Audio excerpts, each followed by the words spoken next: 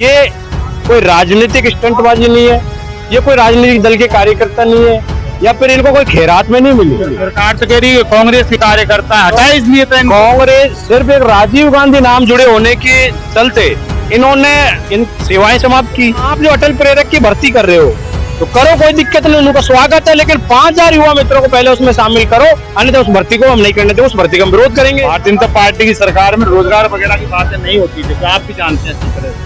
आप तो बंद एसी की ऑफिस में निर्णय ले लेते हो और उस निर्णय का दुष्परिणाम ये रहता है कि 8 साथियों 8 मौत के घाट उतर गए। राजधानी जयपुर के कलेक्ट्रेट सर्किल के पार्क में हम यहाँ खड़े हैं। ये जो चेहरा है ना, ये पहचान का मोहताज नहीं है। संजय मीणा इनका नाम है, युवा मित्रों के अध्यक्ष हैं। हालांकि 5000 युवा मित्र थे, 8 युवा मित्र इस दुनिया को छोड़कर हमेशा हमेशा के लिए अलविदा हो गए। संजय मीणा भी खूब रोए और हम भी खूब रोए, फूट फूट कर हम रोए, क्योंकि ये जो लोग बैठे हैं युवा मित्र हैं और ये हमारे राजस्थान के युवा मित्र हैं, तो हमारी इनके प्रति भावना है, क्योंकि ये हमारे गांव के, हमारे मोहल्ले के हैं। ये हालांकि सरकार को लगता है कि ये यहाँ के नहीं है, ये बाहर के हैं, क्योंकि राजस्थान की सरकार है और ये युवा मित्र हैं, राजस्थान के युवा मित्र हैं। संजय मीणा करीब 2.5 साल हो गए धक्के खाते खाते, भटकते भटकते। क्या इरादा है आपका? देखिए सर, सरकार ने हमें मजबूर कर रखा है। आपका ये सही सवाल है, या तो राजस्थान सरकार हमें कोई पाकिस्तानी समझती है जो इस तरीके का हमारे साथ सौतेला व्यवहार कर रही है, वरना 2.5 या लगभग 3 साल होते आए हमारे संघर्ष को, लेकिन सरकार ने अभी तक हमारी मांगों पर कोई विचार नहीं किया है।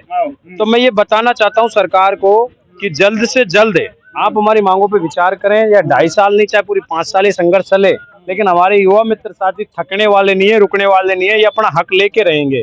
क्योंकि ये कोई राजनीतिक स्टंटबाजी नहीं है, ये कोई राजनीतिक दल के कार्यकर्ता नहीं है, या फिर इनको कोई खैरात में नहीं मिली। सरकार तो कह रही है कांग्रेस के कार्यकर्ता हटाए, इसलिए तो कांग्रेस सिर्फ एक राजीव गांधी नाम जुड़े होने के चलते इन्होंने इन सेवाएं समाप्त की, जबकि पिछली सरकार में राजस्थान युवा विकास प्रेरक लगाए गए थे, वो भी तो इन्होंने भर्ती की थी, लेकिन गहलोत जी की सरकार ने उनको यथावत रखा था, कंटिन्यू रखा, उनका नाम बदला था।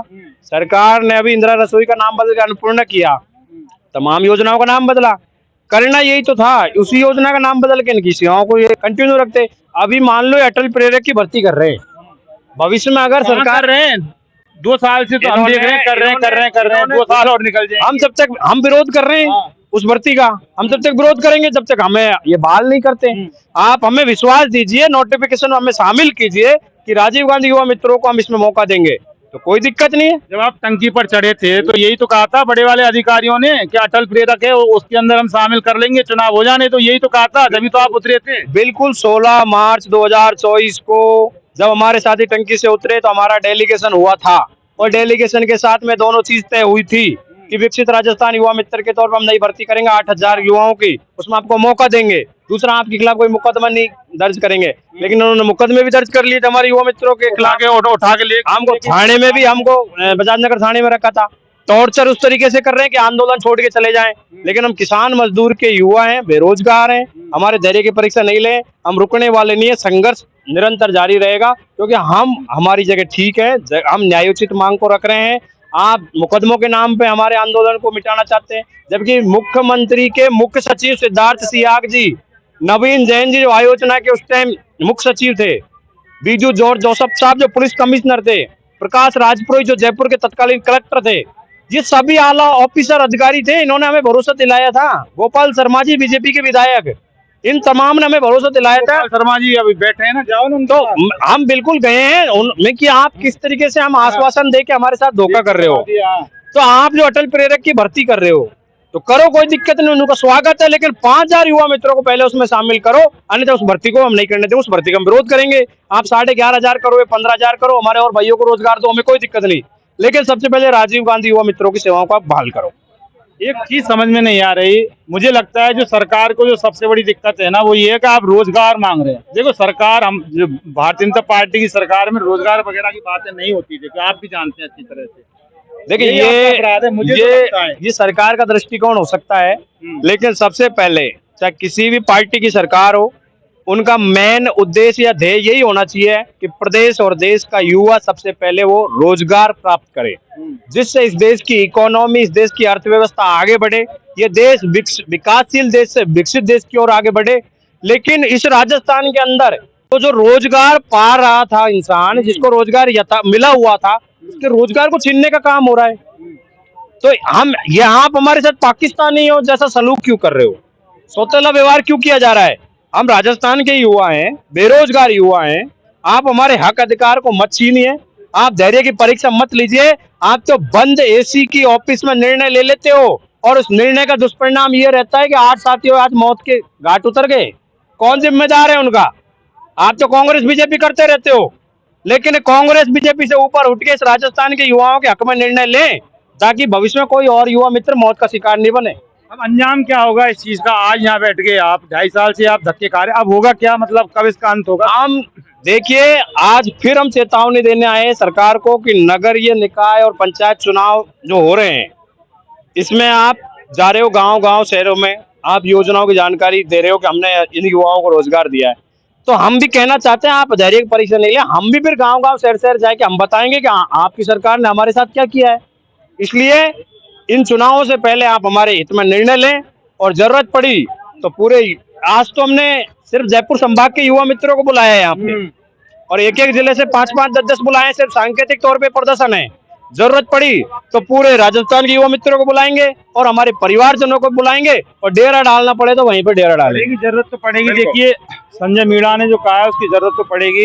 ये सरकार है इस तरह से मानने वाली नहीं है, युवाओं को कुछ समझती नहीं है, बेरोजगार कर दिया। ये धक्के खा रहे हैं, यहाँ बैठे हैं गर्मी में। बताओ, ये राजस्थान के अगर युवा अगर ऐसे बैठे रहेंगे, ये कहते हैं कि फिर राजस्थान हमारा और विकसित भारत बन जाएगा 2047 में मोदी जी का, तो इसके जो आसार हैं वो कहीं दूर दूर तक दिखाई नहीं देते। लेकिन सवाल यही है कि अगर रोजगार सरकार देगी नहीं, बल्कि जो रोजगार कर रहा था, नौकरी कर रहा था, उन युवाओं की अगर सरकार नौकरी छीनकर इसी तरह से जो पार्कों में अगर पटक देगी, तो फिर कैसे राजस्थान का विकास होगा? राजस्थान का विकास अगर नहीं होगा तो फिर हिंदुस्तान का विकास होने की संभावना से तो इनकार किया ही नहीं जा सकता। विकसित भारत बनाते रहिए 2047 का विजन लेकर, लेकिन असल में जो विकसित भारत है वो यहाँ जयपुर के कलेक्ट्री सर्किल के पार्क में बैठा है। रोहित, एक बार दिखा दो, ये विकसित भारत है। 2047 में क्या बनेगा? 2026 का जो विकसित भारत है, ये देखिए, युवा मित्रों की जो ये तस्वीरें हैं वो यही बयां कर रही है कि यही विकसित भारत है असल मोदी का और असली भजनलाल सरकार का। इनका गुनाह सिर्फ ये है कि इनकी नौकरी के आगे राजीव गांधी नाम लिख रहा था, और राजीव गांधी का जो दर्द और राजीव गांधी के नाम की जो टीस और तकलीफ वास्तव में अगर भारतीय जनता पार्टी को है, ये किसी से छुपा नहीं है। लेकिन बहाली का मामला है, कब ये बहाल होंगे, उम्मीद में यहाँ आकर बैठे हैं, तमाम प्रदर्शन करते रहते हैं। और इन्होंने आह्वान भी कर दिया है कि हमारा जो प्रदर्शन है, हल्ला बोल प्रदर्शन, जब तक नहीं रुकेगा, जब तक बहाल नहीं कर दिए जाते, और अगर इनको बहाल नहीं करते हैं तो आगामी चुनाव में घर घर जाकर, गांव गांव जाकर ये सरकार का विरोध करेंगे, जिसका खामियाजा सिर्फ और सिर्फ सरकार उठाएगी, कोई और नहीं। इन्वेस्टिगेशन मीडिया के लिए रोहित कुमार के साथ कलेक्ट्री सर्किल से मैं जितेंद्र शर्मा।